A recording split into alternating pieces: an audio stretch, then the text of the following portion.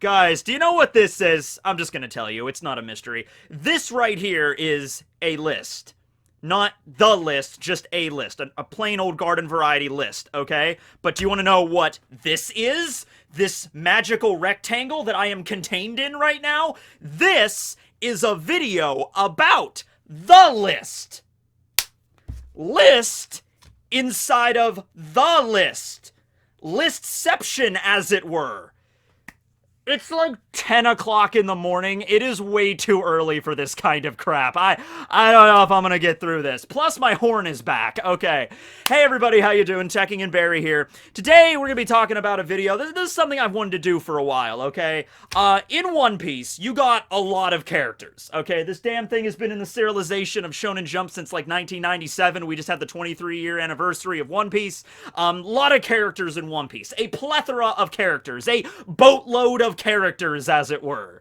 Get it? Because it's a series about pirates and they sail on boats? Yeah, but no, seriously, like, you could get, like, a giant cruise liner and you could probably populate it with nothing but One Piece characters and it would be pretty filled, right? You know, you'd have Luffy walking around with Lucci. Like, everybody's friends when they're on the cruise ship together, right? Stuff really gets kind of awkward, though, when you have, like, Eneru hanging out with, like Im-sama. You know, like, you can imagine that, like, Eneru's there and he's like, you shall bow before me, mortals. Oh, a salad bar. Interesting. So Eneru goes over, he gets a salad, he's walking around the dining hall on the cruise ship, and there's Im-sama right there, and he's like, hello there. I hear you're the king of the Blue Sea world.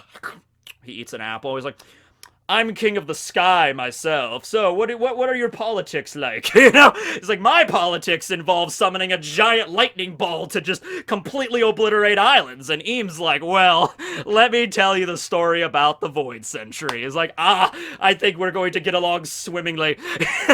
Okay, what if Eames-sama is Eneru? What if that's the big reveal? That would be crazy. Okay, I'm getting off topic. That's something else I maybe have to add to the list. But no, there's a lot of characters in One Piece, right? And while I do not doubt my ability to make a 20-minute video about literally any character in this story, I literally did that to Chew. I think when I made the Chew video, the fisherman working under Arlong, you know, when I made a 20-something minute video based on that character, I feel like that pretty much cemented that I could make a 20-minute video about any character. But in this video, we're going to be going over some of my favorite side characters or supporting characters in the story. Now, we're only going to be covering 5 today. There are a lot more than this, so do not take this as a comprehensive list. I posted this on Twitter last night, and I'm like, hey, everybody, what's your favorite, supporting cast in One Piece? And I got a bunch of people responding to that. There will probably be another video about this, maybe while I'll tackle even more characters, right? But we're only going to do 5 today as kind of an initial thing. Now, before we get into it, I kind of have to address, like, what classifies as a side character or supporting character. Are they the same thing? Are they not the same thing? Alright, so this had me go back to, like, I actually was looking around for, like, my high school, like, my AP English notebook, like, where I would have written down, like, alright, this is what main characters are, side characters, supporting characters, tertiary characters, background characters, I looked into it, and there's a bunch of different definitions depending on which source you're looking at here. You got your protagonist, you got your antagonist, you got your supporting characters, and you got your background characters, okay? Now, the problem when it comes to a story like One Piece, and not just One Piece, but any long-running story, any manga that's been around for a while, is that you got a lot of characters spread out through a bunch of different, arcs of the manga, right? In a movie, it's easier. If you're just watching a movie and it's like an hour and a half long, it's like, all right, here's the protagonist, here's the supporting cast, here are the background characters that only show up a little bit, here's the antagonist, that's the enemy of the protagonist, whatever, it's easy. But then you got a story that lasts, 23-something years, and it's like, let me put it this way, like, there are overarching antagonists in the One Piece world, like Blackbeard or the world government, right? But every arc, you kind of have to look at it as its own thing. Like, for example, Kaido. Would Kaido be considered a main character?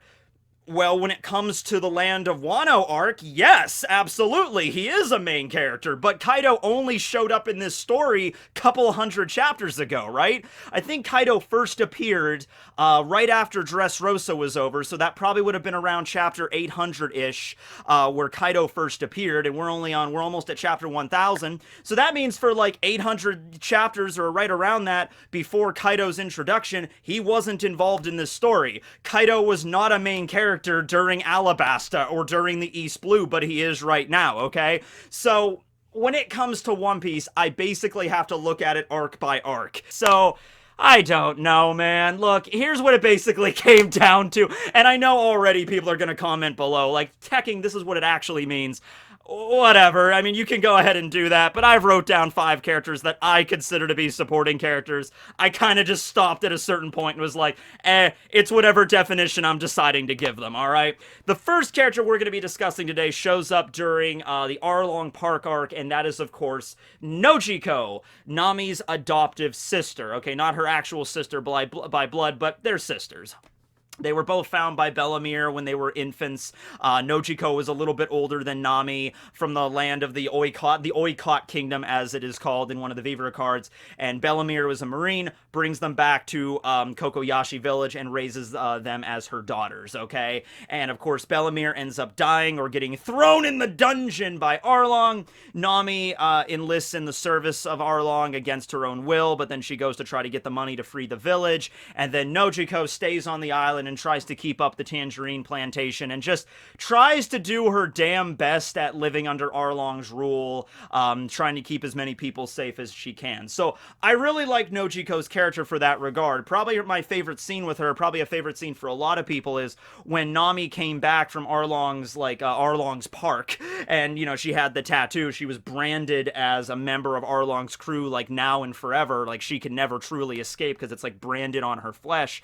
Nochiko, as kind of an act of solidarity to make sure that Nami didn't feel that upset about it, she got a bunch of tattoos all over her body. So she's like a more tattooed badass version of Nami with blue hair. I love it, right? She did a lot of really cool scenes during the arc, and, you know, she, like, you get the impression from Nochiko, she's like, and Genzo as well, you feel this. Genzo was also a really important character during that arc. You get the impression that, like, she knows she cannot directly oppose Arlong. She knows that he's way too strong, but she's not going to just, like, she's not just gonna bow her head and just be like, okay, I'll do whatever you say, Master Arlong. You know, she's gonna try to put up resistance or try to keep other people as safe as possible. But she knows that, like, okay, this is the situation we have. I'm sure somebody as capable of as Nochiko could probably have left the island at some point. Like, she could have probably figured out some way to escape the island, just like, you know, I'm sure a lot of other people tried to do, and she probably would have succeeded, and she could have went to some other place in the East Blue to try to live, but if she did that, she would have been abandoning Bellemere's, like, you know, family and her friends, that Bellemere, you know, was raised on that island, and also she grew up with these people like Genzo and everybody, so she couldn't just leave them abandoned, and also Bellemere is buried on that island, their mother. So, you know, probably, like, Nochiko probably just gritted her teeth every single day and was just like, I'm just gonna do the best I can here with what, you know, Arlong is giving us, and hopefully one day there will be a situation, there will be a rebellion, eventually one day that Arlong's rule will end. I don't think Nochiko ever really had it in her head, like something in particular that was going to happen, because of course Arlong was working with Nezumi, the Marine, so there's really, I mean, there was that one Marine, Commodore Pudding that tried to liberate the island, but we know what happened there. First serious, like, high-ranking Marine casualty in this entire story, if I remember correctly. Yeah, Pudding just kind of dies. You know, but Nochiko's like, I don't know what's going to happen. I mean, the Marines are probably not going to show up, but hopefully one day this is going to end. And so I really just liked her character, and she showed up a few times after that, still running the Tangerine, the Meekin plantation that Bellemere started up, and we see her in a cover page. I think the last time we saw her was during the Decks of the World cover series after the 2 years, and so she's changed her hairstyle a bit. Genzo's there. Bellemere has a nice new little tombstone they made for her. So yeah, everything seems to be going good in Kokoyashi, and I could see Nochiko kind of assuming Bellemere's role on the island. So yeah, I really dig Nochiko's character. Next up is another East Blue alumni. This is Gin, who was the right-hand man of Don Krieg during the Baratier arc. Okay, so once again, you could like look at Gin and be like, Gin was a main character during the Baratier because him and Krieg and Pearl, I guess, were the only serious fighting force that Krieg had. You know, the rest were just like random background characters and stuff. But I consider Gin more of a side character, a supporting character, so we're gonna go with that. So Gin, yeah. At first, you know, it's interesting because his epithet is the Man Demon Gin, and the way he looks and like he uses those giant like steel ball tonfas to just like beat the crap out of people. You're like, you know, just like to cave in their skulls and shit, and you're thinking like, man, this guy, you don't mess with this dude, right? But it turns out he ends up being way more honorable than Krieg ever turned out to be. You know, he turns up to the Baratier. He was captured by Full Body because he was very loyal to Krieg, to the point where even if Krieg ordered him to like take off the gas mask and breathe in poisonous, you know, fumes and he would end up dying, he would do it. Or it's like, oh, the Marines are coming to capture me. Gin, I want you to pretend to be me and lure them away from our hiding place. And Gin's like, yes, Captain, I'll do that. So he was very loyal, but when he gets to the Baratier and Sanji feeds him the rice pilaf and he eats it and he's like, oh my god, so thank you. He kind of begins to like, well, you know, Sanji, even though I'm an enemy or I'm a pirate, you know, I was a captive by the Marines, he didn't have to do that. He didn't have to feed me. He still fed me. Contrasting this to when Krieg finally gets to the Baratier, he eats food. Yeah, he doesn't have a similar reaction to Gin. He immediately turns it around like, ah, you fools! You fed me and replenished my energy! Now Don Krieg and my mighty pirate armada shall take over this giant fish boat restaurant and we'll use it to conquer the Grand Line! Yeah, that's a plan. It's like, if we have a restaurant, then therefore we'll never run out of food. I mean, yeah, it was really Dracula Mihawk was the real threat that sliced our entire boat up and everything, but, we have food! I mean, I understand where Krieg was going with that, but he might have been still a little bit delirious from the starvation, you know what I mean? But yeah, we see this with Krieg. Krieg is pretty much a straight up evil character. He's just like, you know, oh, please give me food, yes, please. Ha, you fools! Burn it down! You know, like, that's Krieg, essentially. But then you got Gin, the Man Demon, bounty of 12 million, which is relatively high for the East Blue. If you crack over 10 million in the East Blue, that's kind of above average, right? Alvida only had 5 million. There were some other random ones that had less than 10. Krieg had 17, Buggy had 15, Arlong was like the highest at that point with 20, so 12 million for Gin, not bad at all.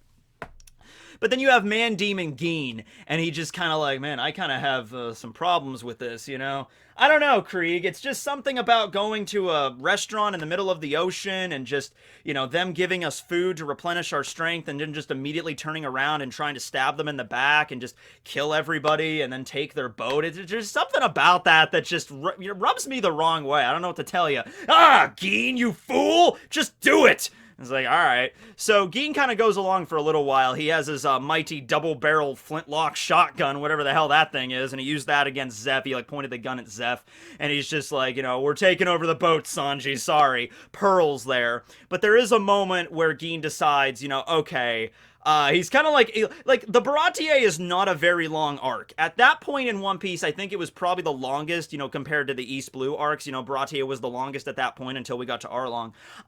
But Gin kind of has to go through, like, an accelerated character arc because Oda doesn't have a lot of time to work with. You know, he has to kind of go through all these East Blue arcs and get us to the Grand Line, right? And Oda did have a deadline. He wanted to get us to the Grand Line by 100 chapters in, so we kind of had to hurry through this. So Gin kind of has a story arc really fast where he's like, I'm a bad guy, but then he fed me, and I'm like, I'm grateful for that, and he's crying, but then Krieg comes back, and he's like, alright, well, I gotta listen to my captain, I gotta take Zeph hostage, and then I'm, okay, well, I'm gonna beat down Pearl, so I'm not so evil that I'm going to let Pearl kill Sanji, but if anyone's gonna do it, it's gonna be me. And so then Gin and Sanji have their little fight there.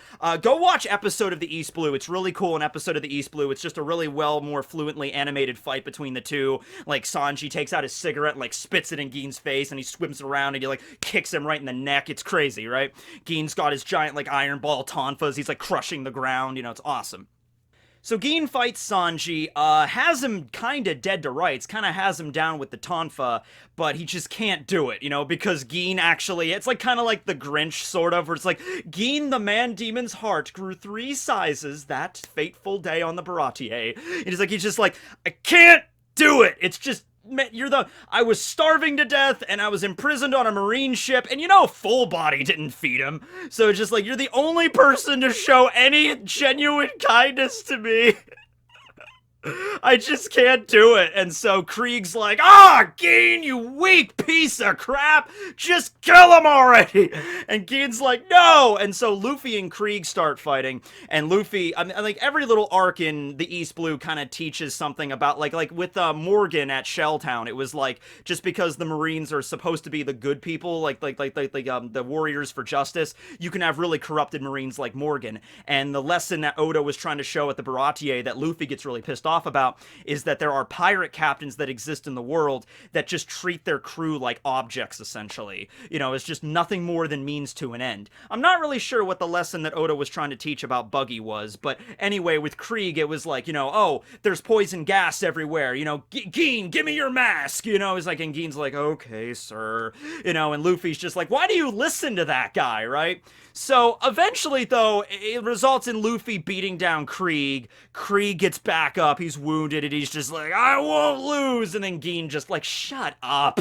And just punches him, and Krieg drops, and he's like, alright, guys, like, I'm sorry.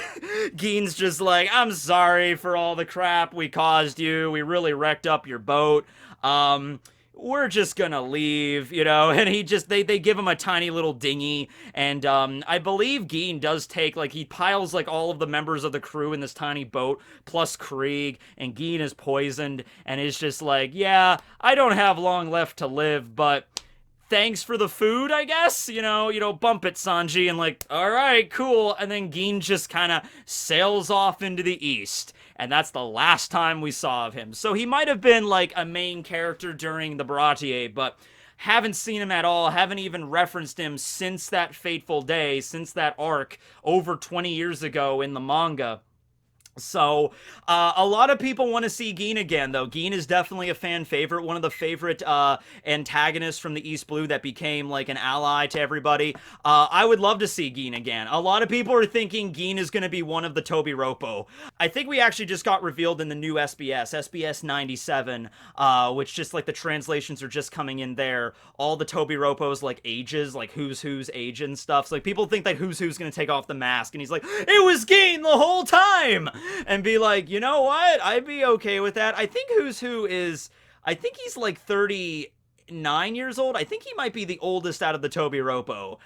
So I'd have to check on that, on how old Gin is. Actually, I do have his page pulled up because I was doing the video today. He's only 27, so I guess that kind of disproves the whole Gin is who's who, because I think who's definitely in his 30s, as was revealed in the new SBS. So Gin is probably not who's who, but that doesn't mean he can't show up later on in the story. Go Gin! Alright, I hope he survives. Next up, we have Paulie. Paulie was one of the shipwrights at Water 7. I think Oda had to include a lot of, like, red herrings there. Like, he really had to populate Galila. They couldn't all be secret agents for CP9, right? So yeah, you have all these different Galila shipwrights. You got Lulu. You got Tilestone! And then you got Paulie. I love Paulie. I just love the way he dresses, first of all. I love the denim, because it's cool, I guess, if this was, like, the early 90s. But I like the denim. I like the goggles. Any character that wears goggles is fine in my book. And you got, like, the little string of cigars he's got on him there. And he's got his rope action, which is, like, a really cool non-Devil Fruit combat ability that exists in One Piece. He just uses ropes. But, man, this man with his ropes, he's got ropes, like, hidden in all these... He's like a ninja. He has all these ropes hidden in all these different parts of his body. And he just, like, shoots out a rope like freaking Spider-Man, and it's, like, tied in a knot at the end of it. And it's, like, rope meant for, building ships. It's like official, like, Dock 1 Galila ropes. So he can, like, swing the rope around like a freaking whip and, like, a flail or something and just smack into people. Like, you get hit by that thing, you're gonna feel it. He's got, like, knives woven into the ropes sometimes, so he can, like a slashing attack, like, bring it down like he did against Baskerville. Kerrville and Princess, absolutely. So I just love the rope thing. I don't know. It's just like, I have all these ropes. Check out all these nuts I can make. Ha ha! You know? He's very shy. He's very shy around women. Every time he sees Nami or Khalifa or anything, Khalifa, you're showing off too much leg. How indecent! And then later on in post Ennie's lobby, when the crew's chilling out in Water 7 again, Nami's like in a bikini, just chilling out by the pool. It's like, we have a pool. I'm in a bikini. That's what we do. And Paulie's like, indecent! So it's an interesting little character. It's a funny little character trait that he's got. He's always running from debt collectors and like people that like he's like loan sharks and stuff. He's always running away from people. And I'll be honest with you, for a little while there at the beginning when Oda was introducing all of the foremans and stuff, I think what Oda was trying to do was like, okay, I think the fans might figure out that the assassins of Iceberg were probably foremen, like, working for Galila, I should say. So, I can't just, like, have them all be spies, but I have to introduce a few, like, you might think, like, is Lulu a spy? Was Tilestone a spy? Tilestone would not make a great spy, because Tilestone would, like, I'm Tilestone! I secretly work for CP9! Alright, fellow Galila shipwrights, let's finish building a ship! You know, that would be Tilestone, right? But no, so Paulie, though, I was thinking, like, Paulie might have very well have become, like, a spy, but then we find out, no, he's not, and he was the one that was the most upset. I mean, all the shipwrights were upset when they found out that Lucci and everybody were double agents, and there was even that moment where he tells Zoro, like, if you ever run into them, just tell them they're fired. And then after, Zoro cuts down Kaku, there was that kind of emotional scene between the two where, you know, Zoro's, like, sheathing his swords and Kaku's on the ground all beaten up and he's like, ugh, I guess I lost. And Zoro's like, yeah, oh, by the way, your former boss told me to tell you you're fired. And Kaku's like, oh, Paulie, huh? Yeah. I missed that job. Kaku, you genuinely feel like he was happy being a shipwright and he wanted to, like, keep doing that. Like, he believed the cover, you know, so unfortunate there. But that's Paulie, and I really like his character. I believe he is one of the new, like, I think he's the new head shipwright now, and he was one of the people that helped build the Puffing Ice, the second sea train, and he was, like, the head of that project. We see him in a cover page, and he's wearing a fancy suit with, like, the cigars on it, so that's Paulie. I like him, and I'd hope to see him again. Then we have the two other female characters here. We got Domino from Impel Down. I love Domino. This is probably the character on this list that probably did the least amount of stuff. The other character is going to be Shocky. I'm just going to tell you right away, it's Shocky. Shocky also has not really done very much. In fact, she pretty much just stays in her bar all the time. But Shocky dished out some really relevant exposition, the explanation on, like, who the supernovas are and everything, and she also has a very rich backstory with the Rocks crew, chased after by Garp, and we don't know if she's on the Rocks crew, but Oda pretty much confirmed that she did. Oda confirmed it like, oh, like somebody asked Oda, like, is Shocky on Rocks' crew back in the day, 40 years ago, and Oda's like, oh, I don't know. You know, so yeah, she was. And then she's married to Rayleigh, you know, so like there's enough interesting stuff going on with Shocky that she doesn't do much, but she's a really interesting character just in of itself, and probably not going to see much of Shocky in the present. I guess I'm just talking about Shocky now. We'll get to Domino at the end, which makes sense because Shocky was introduced before Domino. But anyway, so yeah, just talking about Shocky more briefly. Not going to see much of her probably in the story. Like, who knows? Maybe Rayleigh and Shocky, I made a video about that a couple months ago. Rayleigh and Shocky might show up at Laugh Tale, might be like, hey, Straw Hats, I heard you might need some help. And let's show them Ray. And Ray's like, yeah, let's do this.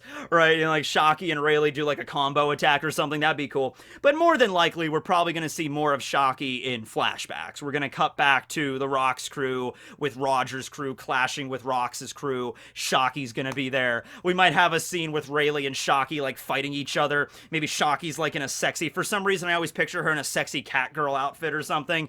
Or no, she has a spider on her t-shirt, so maybe she was like, you know, like the Black Widow Shocky or something like that. Like that was her epithet or some shit. And her and Rayleigh are clashing, and they're also like, they're clashing, but they're high-key like hitting on each other, like flirting at the same time. It's just like, oh, that's a really impressive sword you got there, Rayleigh. It's like, yeah, I know. This blade's also really cool too. And it's just like, yeah, like it's something like that, like just back and forth.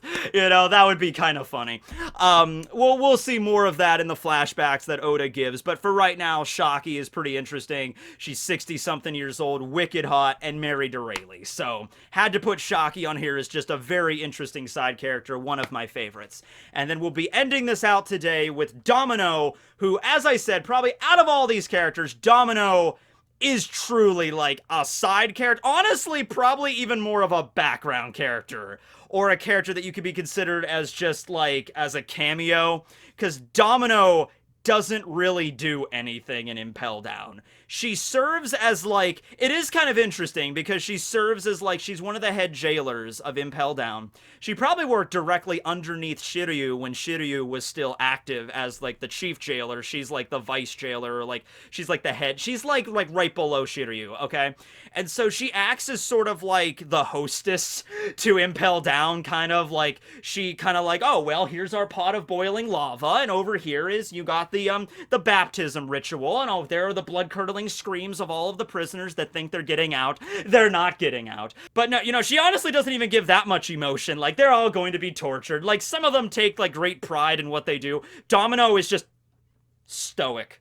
She's just like, welcome to Impel Down, Pirate Empress Boa Hancock. Please step over into this room where we'll give you a security check, and then we'll give you these Sea Prism handcuffs, and then we'll give you a tour of the facility. Now, she's very stoic, but even her, I mean, even as stoic as she is, she cannot resist the allure of Boa Hancock. Very few people can. Barry only being one of only, like, 3 people, right? You know, even Momonga had to, like, stab himself in the hand to resist Boa Hancock, right? So, yeah, Boa Hancock kind of does the whole, like, oh, could you please just turn around? I'm so shy. And Domino's like, oh, and she blushes a little bit, and then, you know, she's, mero, and then stones Domino. And then, you know, they do the whole thing where Luffy sneaks in, and then, you know, Boa Hancock unstones Domino. But beyond that, Domino really doesn't do much else. Not really. Like, it's kind of messed up. Like, the entire time the riot is going on, like, this massive riot, this massive breakout involving all these high-profile prisoners in Impel Down. You got Magellan fighting against Luffy, and then later on, Magellan's doing the freaking, you know, Venom Demon. You got Hannibal breaking out the thing. You got all the guards, you know, Shiryu busts out. Freaking Saldeth is, like, doing his magical flute, like, and then you got the blue gory everywhere, and Sadie's being a sadistic. Oh, Sadie's sadistic. I get it now. I get it now what you're going. Oh, and Domino, Dominatrix. Ah! Oda, you clever. Ah! Man! Really, Oda? Okay. I just put her on this list because I'm a sucker for I'm a sucker for female characters that have the hair over the one eye, you know, like the characters that do like the one eye visible. Yeah, I'm a sucker for that. So that's why I put Domino on this, but, yeah, she's a dominatrix, and Sadie is sadistic because Impel Down is like hell. I get it. Well, you know. Anyway, so no, of course I figured that out. Although, I figured that out, I did already know that, but it still took me a while. I didn't figure that out right away. It took a number of years to figure that out. But yeah, Domino doesn't do anything during the breakout. You think, I kept waiting for her to show back up. I kept waiting for her to like show up at like level 2 or level 1 or like at the front door, and she's like, you're not getting out. And then she breaks out like she's like freaking Trevor Belmont from Castlevania. I'm getting my Castlevania lore mixed up. Like freaking Trevor during like Castlevania Season 3 where he busts out like the dual whips. You know, like Buggy's up, like, and Domino, I figured Domino was not going to be one of the stronger guards of Impel Down, obviously. She doesn't have a devil fruit, so she's no Magellan. She's probably not even as strong as Hannibal, right? And Hannibal was pretty strong. Like, don't sleep on Hannibal just because of his weird, wacky personality. Like, I'm gonna be Warden, and he's just kind of like a goofball. He went up against Luffy Gear 2nd. He was able to, you know, stand up to some jet pistols, okay? I think he even stood up to a jet bazooka, I even think, or even a jet Gatling. If I'm remembering this correctly, didn't Hannibal go up against a jet Gatling, like the same attack Luffy used against Lucci, and managed to kind of stand back up after that? So yeah, something really high powerful Gear 2nd. Hannibal, you know, he was a strong guy. But yeah, I figured like, okay, it's Domino. She's just one of like the regular high-ranking guards, you know, but she has to have some way of defending herself, right?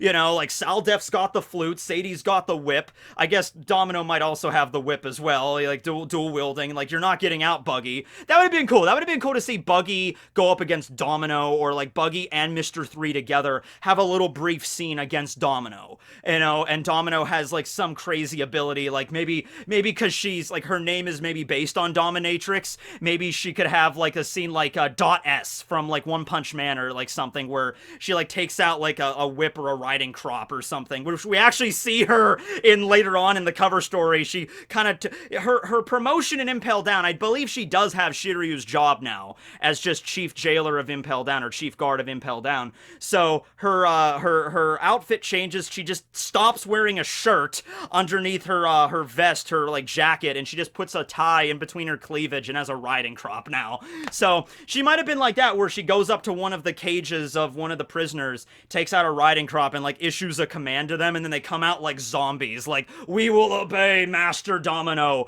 you know, like it's like, and then they attack Buggy and Mr. 3, and then they have to fight back, and then Domino can do that kind of stuff or something, you know, and it's like that would be something cool, right? Okay. Yeah. Okay. But no, Domino doesn't do much. We just don't even see her during the latter half of this arc. She just disappears. So I think she deserves to be mentioned here, okay?